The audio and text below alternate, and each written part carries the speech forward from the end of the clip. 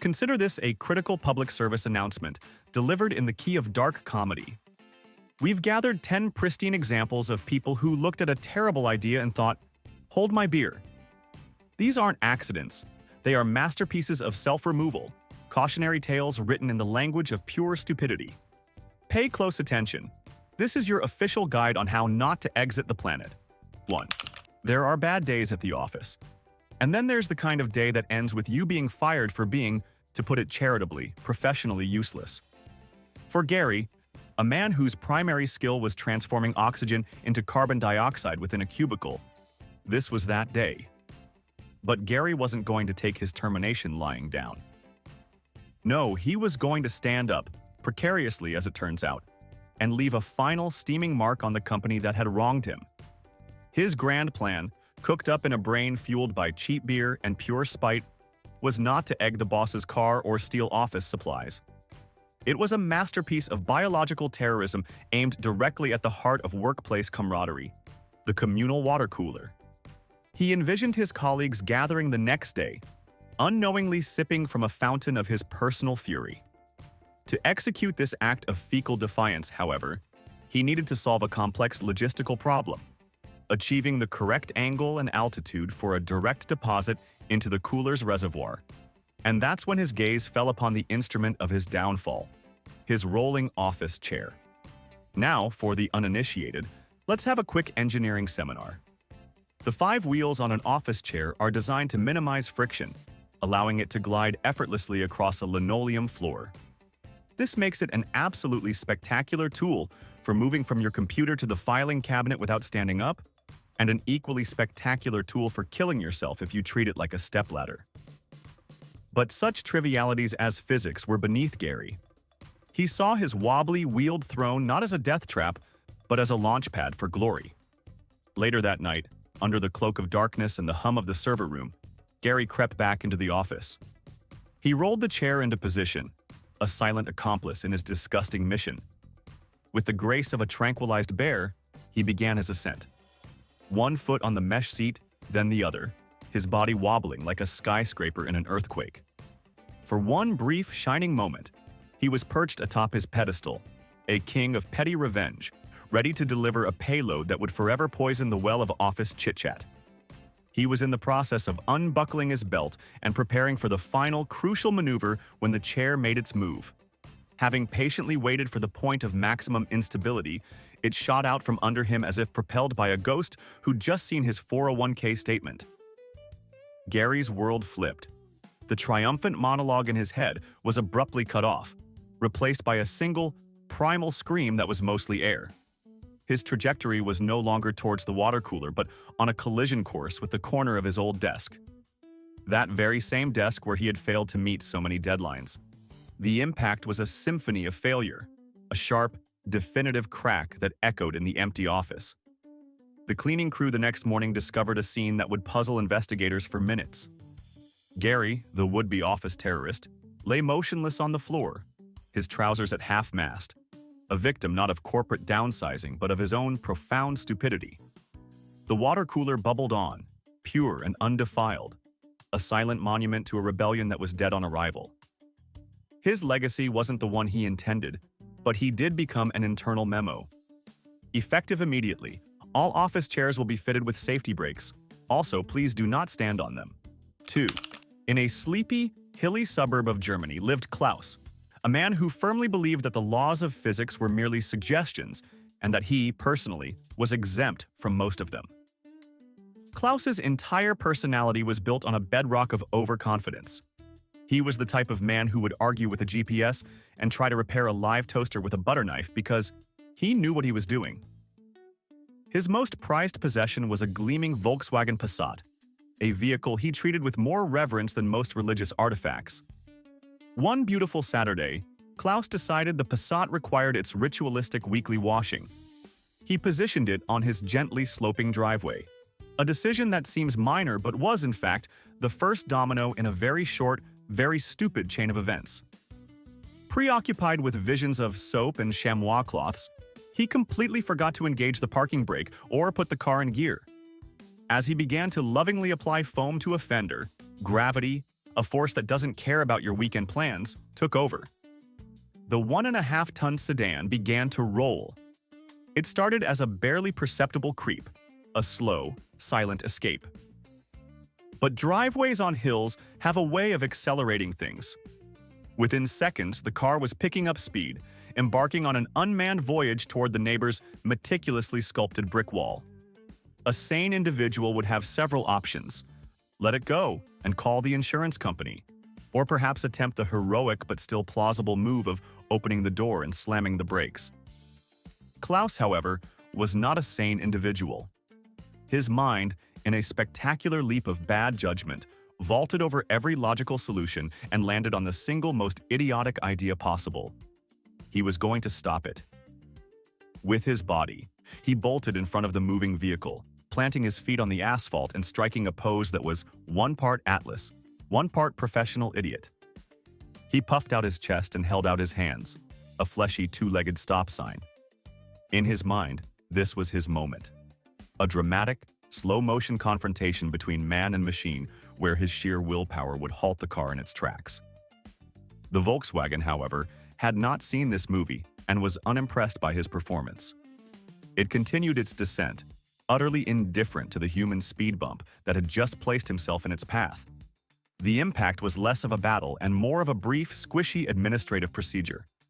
Klaus's heroic stance was instantly converted into a crumpled, ragdoll-like shape as the bumper connected with his legs and torso. He didn't stop the car, he simply became its unwilling passenger for the final 10 feet of its journey. The car finally came to a definitive halt when it met the neighbor's wall, crushing Klaus between two unyielding surfaces, the German engineering he loved so much and the brickwork he was about to pay to repair. The police report was a masterclass in understatement, noting that the cause of death was a terminal failure to understand momentum. He had died a hero in his own mind and a Darwin Award winner in reality. 3. There is a special kind of desperation reserved for a chain smoker trapped on a long journey. And for Brenda, a 12-hour bus ride from Glasgow to London was a masterclass in this unique form of torture. With every passing mile marker, the nicotine monster in her brain grew louder, banging on the inside of her skull with tiny tar-stained fists. She had tried everything: chewing gum, staring out the window, even attempting to read the bus safety pamphlet, but nothing could quell the screaming urge for a cigarette. When the bus hissed to a stop on the shoulder of the M6 motorway, Brenda saw a divine sign. Freedom was at hand. Her salvation, she thought, was just outside that door. The driver's voice crackled over the intercom, a harbinger of doom. "For your safety, please remain in your seats. No one is to exit the vehicle." To everyone else, this was a minor delay. To Brenda, it was a personal attack, a cruel joke played by a merciless universe. Her brain's last remaining rational cell packed its bags and left. With the determination of a soldier storming a beach, she marched to the emergency exit. Other passengers threw worried glances her way, but she was a woman possessed. Now, let's be crystal clear on the science that Brenda was about to violently ignore. Opening a door on a bus moving at 60 miles per hour doesn't create a vacuum that sucks you out like in a spy movie. It does, however, create an instant and incredibly violent vortex of air. Brenda, fueled by pure, unadulterated need, wrenched the emergency lever. The door popped open, and a deafening roar filled the cabin as a 60-mph hurricane blasted inside, turning magazines and chip bags into confetti. A sane person would have been thrown back by the sheer force of the wind. But Brenda saw it not as a warning, but as a challenge. She realized she couldn't possibly light her cigarette inside this chaos. Her addiction then made the final, fatal executive decision for her. To shield the flame, she needed to get outside the wind. In a move of breathtaking stupidity, she decided to use the bus itself as a windbreak. Gripping the door frame with one hand, she leaned her entire upper body out into the slipstream, her back pressed against the side of the vehicle, her other hand fumbling with a lighter and the precious cigarette. For a split second, she was a bizarre human gargoyle clinging to the side of a speeding bus, a frantic, flapping silhouette against the passing landscape. The force of the air was monumental, a solid wall pushing against her.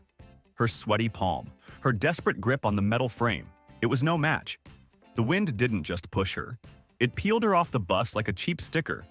Her terrified shriek was instantly ripped away by the wind as she was flung tumbling into the adjacent lane, directly into the path of the very same bus's massive rear tires. When the horrified driver finally brought the vehicle to a stop, the aftermath told the whole story. And there, on the gritty asphalt of the motorway, lay the ultimate symbol of her failed quest, a single, unlit, and perfectly preserved cigarette. She had died for a smoke she never got. 4. Florida. It's a state that operates on a different level of reality, a place where headlines like "Man fights alligator over last beer" are just a regular Tuesday. And it's in this glorious swamp of questionable life choices that we meet Larry, a man who watched Shark Week a few too many times and came away with the profoundly mistaken impression that he was a world-class marine biologist. Larry's version of scientific research involved a 12-foot aluminum fishing boat he called the Siesta, a cooler full of cheap lager, and an ego the size of a humpback whale. His grand ambition wasn't to publish papers, it was to tag a bull shark. Now, for those who aren't familiar, a bull shark isn't a gentle, misunderstood puppy of the sea. It is a famously short-tempered, brutally strong, and territorial torpedo of muscle and teeth that actively enjoys swimming in the same murky, shallow waters that Larry was currently chugging a beer in. Real scientists approach these creatures from large, stable research vessels with years of training and a healthy respect for not getting eaten. Larry had a pointy stick with a tag on the end and a boat that would capsize in a strong bathtub. On this fateful afternoon, he spotted his quarry, a hefty 9-foot bull shark minding its own business. "There she is!" he yelled to his terrified friend, who was only there because Larry promised him free beer. "The subject of my research," he declared, as if he were about to cure a disease rather than violently annoy an apex predator. He gunned the tiny outboard motor, and the chase was on. The tiny boat buzzed and skittered across the water, closing in on the shark, which was now becoming increasingly agitated by the whining motor and the shadow looming over it. "Just a little closer," Larry grunted, leaning precariously over the side with his tagging pole. His friend, now regretting every decision that led him to this point, pleaded with him to stop. But Larry, a man who treated common sense like a foreign language, was in the zone. With a triumphant, "For science," he lunged and successfully jabbed the plastic tag into the shark's dorsal fin. For a split second, there was victory. Larry pumped his fist in the air. He had done it. He had contributed to, well, something. The shark, however, had a slightly different perspective. It didn't feel enlightened or grateful for its new piercing. It felt stabbed. And then it felt angry. It stopped, turned, and looked at the little metal boat with a level of pure, concentrated fury that only a creature with 300 million years of evolutionary aggression can muster. It then did what bull sharks do best. It attacked. It wasn't a warning nudge. It was a full-speed, head-on ram, like being T-boned by a submarine made of hate. The Siesta folded like a cheap suit, flipping over instantly and catapulting both men into the murky water. Larry came up sputtering, his triumphant moment now replaced with the cold, wet dread of having just picked a fight in the worst possible neighborhood. His friend was clinging to the overturned hull, screaming. But Larry was in the splash zone. He was now swimming with his angry, newly tagged, and deeply insulted research subject. The last thing his friend saw was a frantic splashing, a flash of gray fin, and then a rapidly spreading cloud of red in the water. Larry finally got the intimate, up-close encounter with marine life he'd always dreamed of. He made a permanent contribution to the local ecosystem, moving from the top of the food chain to a mid-afternoon snack. 5. In a quiet corner of England where the biggest drama is usually a dispute over hedge height, lived a gardener named Nigel. But Nigel wasn't your average, cheerful old man with a trowel type. He was a collector of botanical oddities, a man whose garden was less a place of tranquility and more a living museum of things that could cause you serious, debilitating harm. His pride and joy, the crown jewel of his thorny collection, was a gimpy jimpy plant, a species native to Australia and affectionately known as the suicide plant. This nickname isn't hyperbole. The plant is covered in microscopic, silica-tipped hairs that inject a neurotoxin so agonizing it's been described by victims as being set on fire, and electrocuted simultaneously, with the pain capable of lasting for months, even years. It is, without exaggeration, nature's most perfect torture device. Nigel, of course, saw this not as a danger, but as a conversation piece. During a garden party, as he was showing off his collection, his friends were understandably wary of the innocent-looking shrub in the corner. "You're not seriously keeping that thing, are you, Nige?" one asked. This was the spark Nigel's ego needed. He scoffed, puffing out his chest. "Oh, please," he said, with the unearned confidence of a man who has never been in real pain. "It's all exaggerated. It's just a mild sting if you have any fortitude. The stories are for soft city folk." His friends remained skeptical, which, to Nigel, was the same as being called a liar. "You don't believe me?" he challenged. "Fine, I'll prove it." Before anyone could stop him, he rolled up the sleeve of his tweed jacket, took a determined step towards the plant of eternal damnation, and declared, "Watch this." In his mind, he would bravely touch the leaf, feel a slight tingle, and then laugh at his friend's cowardice for the rest of his life. He raised his hand, and with a flourish of theatrical machismo, he didn't just touch the leaf, he slapped it. He slapped the suicide plant. The result was not a tingle. It was an instantaneous, system-wide neurological cataclysm. Every pain receptor in his body fired at once. The air was ripped from his lungs, replaced by a single, unholy scream that was less human and more the sound of a soul being forcibly ejected from its body. His face, which had been a mask of smug superiority a nanosecond before, was now a portrait of pure, uncomprehending agony. The shock to his system was absolute. His heart, a previously undiagnosed ticking time bomb, couldn't handle the sensory overload. It was like trying to run a supercomputer on a watch battery. It seized, stuttered, and then stopped completely. Nigel collapsed to the perfectly manicured lawn, his hand still tingling with the ghost of his epic mistake. He had died mid-flex. The paramedics were baffled, citing cardiac arrest. But his friends knew the truth. Nigel wasn't a victim of a heart condition.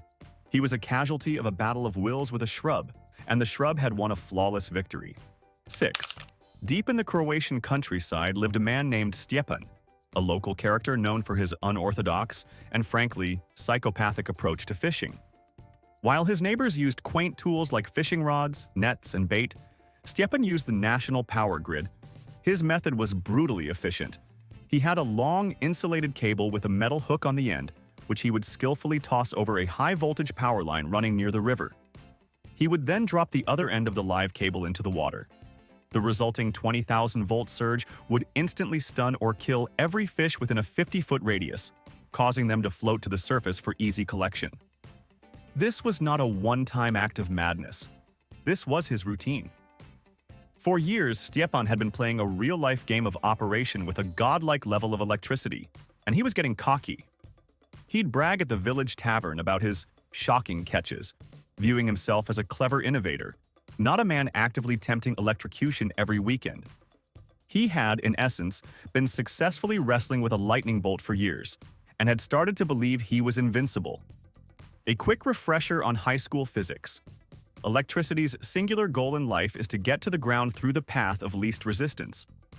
The human body, being about 70% water, is an outstanding conductor, a veritable superhighway for voltage. A giant metal power pylon, on the other hand, is a professionally designed, direct-to-ground express lane. On his final fishing expedition, the conditions were perfect for a tragedy. It had rained earlier that day, leaving the riverbank slick with treacherous mud. Stjepan performed his usual ritual, hooking the power line and electrifying a large section of the river.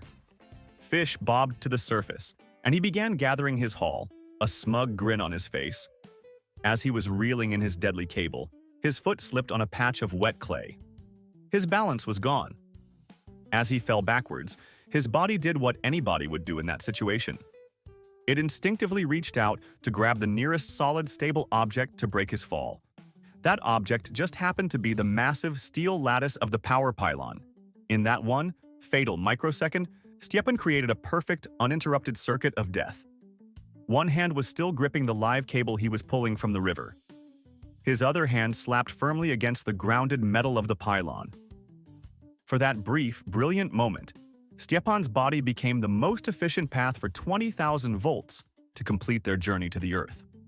The lights in the nearby town probably flickered. The sizzle was likely audible over the gentle burble of the river. When his body was found, the cause of death was brutally obvious. After years of cheating physics had finally decided to cash in the debt. He died as a testament to the fact that while you might be able to outsmart a fish, you cannot outsmart a power station. 7. In the world of environmental activism, there are those who write letters, those who organize peaceful marches, and then there was Frida from Germany. Frida was a woman of such passionate conviction that she saw compromise as a personal failure and nuance as a dirty word. Her sworn enemy was a massive coal-fired power plant on the outskirts of her town, a monolithic beast of industry that she believed was personally choking the life out of Mother Earth. She decided that a simple protest sign wouldn't do. She needed a grand gesture, a symbolic act so powerful it would be impossible to ignore. Her plan: to climb the plant's tallest smokestack, a 500-foot monument to pollution, and unfurl a banner that read, "Coal kills." The sheer, breathtaking irony of this plan was apparently lost on her. For those who need a quick science lesson, a smokestack is not just a tall chimney. It is the industrial equivalent of a dragon's throat, a purpose-built pipeline designed to vomit a concentrated cocktail of sulfur dioxide, nitrogen oxides, carbon monoxide, and particulate matter as far away from the ground as possible. It is, quite literally, the source of the very thing Frida was protesting. Climbing it without a breathing apparatus is like protesting sharks by covering yourself in chum and going for a swim. But Frida, fueled by righteous fury and a complete disregard for atmospheric science, began her ascent. She was a skilled climber, and under the cover of early morning darkness, she scaled the maintenance ladder with surprising agility. She reached the summit, a triumphant silhouette against the dawn sky. With wind whipping her hair, she unfurled her massive banner. It was a glorious moment. She had conquered the beast. She had made her statement. And then she stayed. For hours. She sat at the literal mouth of the volcano, breathing deeply from the plume of unfiltered, highly concentrated poison. While her supporters on the ground cheered her bravery, Frida was hotboxing herself in a cloud of industrial waste. At first, it was probably a tickle in her throat. Then came the dizziness, the headache, the growing confusion. The very air she was breathing was systematically shutting down her body, displacing oxygen with a toxic soup of chemicals. Her powerful message, "Coal kills," was becoming a horrifyingly literal, real-time demonstration. The final moments were a tragic blur. Overcome by the fumes, her muscles weakened and her mind clouded. She lost her grip. Her fall from the top of the smokestack was the final, dramatic punctuation mark on her protest. The power plant, in a move of corporate PR genius, later issued a statement expressing their condolences and using the incident to highlight the dangers of exposure to unfiltered emissions, effectively turning their biggest critic into a posthumous safety mascot. She proved her point in the most permanent way imaginable. 8. In the heart of Texas, where everything is bigger, including the pest problems, lived a man named Dale. Dale was a proud DIY enthusiast, a man who believed that any problem could be solved with enough horsepower and a roll of duct tape. So when he discovered a hornet's nest in his attic the size of a prize-winning watermelon, he didn't call an exterminator. He scoffed. Exterminators were for the weak. Dale had a plan, a loud, brilliant, and catastrophically stupid plan. His weapon of choice, a 6.5 horsepower industrial shop vac. In his mind, the logic was flawless. Why mess with sprays and chemicals when you can simply apply overwhelming suction? He would suck the entire nest and its thousands of furious flying residents into the vacuum. Problem solved. And for the first 5 minutes, Dale was a genius. He donned a makeshift beekeeper suit made from a raincoat and a motorcycle helmet, fired up the roaring engine of the shop vac, and went to war. The sound of thousands of hornets being sucked into the corrugated plastic hose was, to him, the sound of victory. the vacuum canister filled with a swirling, buzzing vortex of pure, unadulterated rage. He shut off the motor, triumphant. He had done it. He had captured the enemy. And that's when Phase 2 of the plan, or the complete lack thereof, became a critical issue. He now possessed a plastic drum containing a hornet-based bomb. The buzzing from inside the canister was deafening, a collective scream of fury from thousands of insects who had just been violently evicted from their home and were now plotting a multi-pronged revenge strategy. Dale carried the canister down from the attic as if it were a live nuclear device. What was the endgame here? He couldn't just leave it. He couldn't throw it in the trash. His brain, which had been so brilliant just moments before, offered only one solution. He had to empty it. He took the canister out to his backyard, placed it on the ground, and took a deep breath. He reasoned that if he opened it and ran fast enough, he'd be fine. This was a fatal miscalculation of both his own speed and the collective velocity of a swarm of angry hornets. He knelt down, unlatched the lid, and lifted it. What erupted from the canister wasn't a swarm. It was a biblical plague. A dense, black cloud of concentrated hatred exploded outwards, instantly enveloping its captor. Dale's frantic sprint lasted about 3 feet before he was completely covered. He wasn't just stung. He was systematically dismantled by thousands of tiny venom-filled hypodermic needles. His raincoat and helmet offered about as much protection as a paper hat in a hurricane. When the paramedics arrived, they found his powerful shop vac sitting silently on the lawn, a monument to a good idea that stopped about halfway through. Dale had successfully solved his hornet problem, but in the process, the hornets had even more successfully solved their Dale problem. 9. The Scottish Highlands are a place of profound mystical beauty and, on occasion, profoundly stupid decisions. It was here that a group of hikers, including a man we'll call Alistair, were caught in a sudden disorienting fog. The world vanished, replaced by a thick, silent gray wall. Visibility dropped to near zero. The sensible members of the group suggested the universally accepted protocol for this situation. Stay put. Wait for it to pass. But Alistair was not a sensible man. Alistair was a self-proclaimed natural navigator, a man who believed he had an innate, almost primal connection to the earth that transcended trivial things like maps, compasses, or being able to see his own feet. As his friends huddled together, Alistair had a moment of divine inspiration. "Nonsense," he declared with unshakable confidence. "I can get us out of here. Just follow my lead." His revolutionary navigation technique? Echolocation. Now, a quick science lesson for anyone who isn't a dolphin. Echolocation works by sending out a sound and interpreting the signal that bounces back from an object. It's a fantastic system if you have the specialized brain of a bat.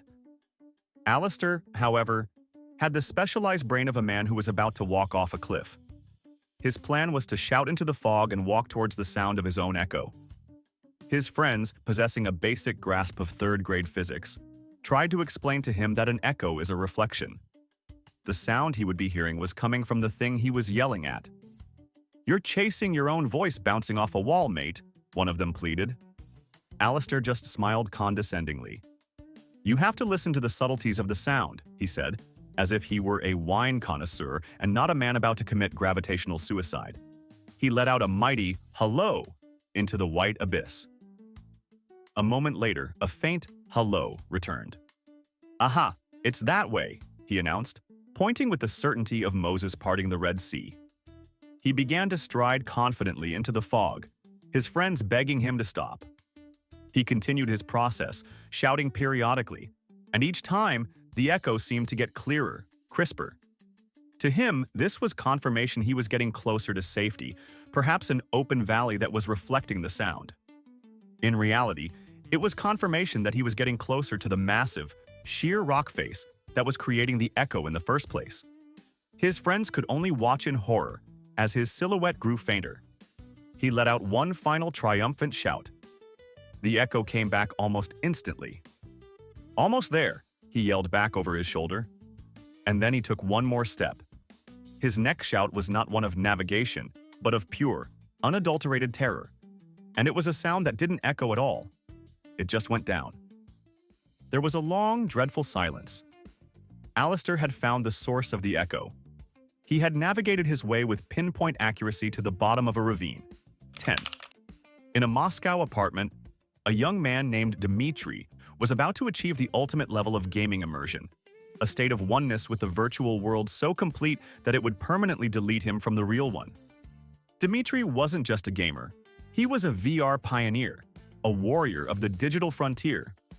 His setup was state-of-the-art, a hyper-realistic headset that blocked out all light and sound, noise-canceling headphones, and a game so intense it made reality seem like a boring spreadsheet. He was deep into a zombie apocalypse survival game, a frantic, heart-pounding experience designed to hijack the user's fight-or-flight response. And it was working. The apartment around him, the couch, the lamp, the large glass coffee table, had ceased to exist. In its place was a ruined, desolate city filled with the ravenous undead. As he was scavenging for supplies in a virtual supermarket, a zombie lunged at him from behind a shelf, a classic jump scare. Dmitry, whose brain was now fully convinced it was fighting for its life, reacted physically. He didn't press a button to dodge, he dodged. He threw his entire body backwards with a panicked yelp. In the game, this was a life-saving maneuver. In his living room, it was a one-way ticket to disaster. His real-world body crashed directly into his very real, very solid glass coffee table. The sound of shattering glass was probably imperceptible to him, lost beneath the in-game soundscape of zombie growls and frantic music. He landed hard on his back, not on the cracked pavement of a virtual street, but in a bed of jagged, razor-sharp shards of broken glass. But the horror was just getting started. This fall triggered a last stand sequence in the game. His character was now on the ground, wounded, with a zombie looming over him for the final kill. A prompt appeared in his vision. Frantically stab upwards to survive. For Dmitry, this wasn't a suggestion. It was a command from God. Still completely lost in the simulation, his survival instincts screaming, he began to obey. He started to violently mimic the motion of stabbing upwards with a knife, just like the game was telling him to. Over and over, with adrenaline-fueled force, he thrashed his arms and arched his back. But he wasn't holding a virtual knife, and he wasn't fighting a virtual zombie. In the stark reality of his Moscow apartment, he was lying on a pile of broken glass, systematically driving the shards deeper and deeper into his own back, shoulders, and arms, with every frantic game-induced movement. He was, in effect, performing his own execution while his brain was busy celebrating a hard-won video game victory. He likely bled out before his character even had a chance to stand up, his headset still displaying the gory, pixelated world he had chosen over the real one. The police found a scene that was both tragic and utterly surreal. A man who had won the battle against the digital undead, only to be killed by his own living room furniture. And that's our latest batch of Darwin Award laureates, each a master of their own demise. Now, a challenge for the comments. Forget who was the dumbest. I want you to tell me which of these fatal plans, with one tiny change, could have actually worked. How would you fix their stupidity? If these stories gave you a newfound appreciation for your own brain, show it some love by hitting like. Subscribe for your next dose of life-saving humor.